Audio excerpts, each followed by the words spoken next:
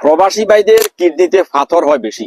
ইদানিং দেখা যাচ্ছে অনেক প্রবাসী ভাইদের কিডনিতে পাথর। কিডনিতে পাথর কেন হয় জানেন? কিডনিতে পাথরের প্রধানতম কারণ হলো শরীরে ডিহাইড্রেশন, অর্থাৎ পানি শূন্যতা। আপনার কোনো কারণে বমি হলো বা পাতলা পায়খানা হলো, সঙ্গে সঙ্গে যদি আপনি এর সুচিকিৎসা না করান, আপনার কিডনি পানি শূন্য হবে এবং কিডনিতে পাথর হবে।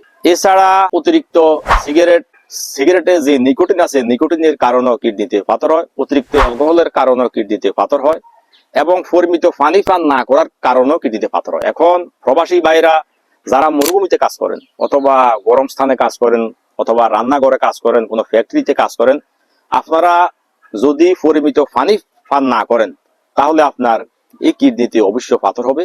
সুতরাং সবসময় পরিমিত পানি পান করবেন, খারাপ অভ্যাস ধূমপান, অ্যালকোহল বর্জন করবেন এবং টকজালের যুক্ত খাদ্য কম খাবেন। এরপরে অতিরিক্ত ক্যালসিয়াম ট্যাবলেটের কারণেও কিন্তু কিডনিতে পাথর হয়। যখন ডাক্তারের পরামর্শ এই ব্যতীত আপনি দীর্ঘদিন ক্যালসিয়াম খাবেন, এই ক্যালসিয়াম অক্সালেট কিডনিতে জমা হয়েও কিন্তু কিডনিতে পাথর হয়। সুতরাং ডাক্তারের পরামর্শ ছাড়া কখনো ক্যালসিয়াম খাবেন না, প্রয়োজনে ক্যালসিয়াম সমৃদ্ধ খাদ্য খাবেন, আপনার কিডনিকে বাঁচান।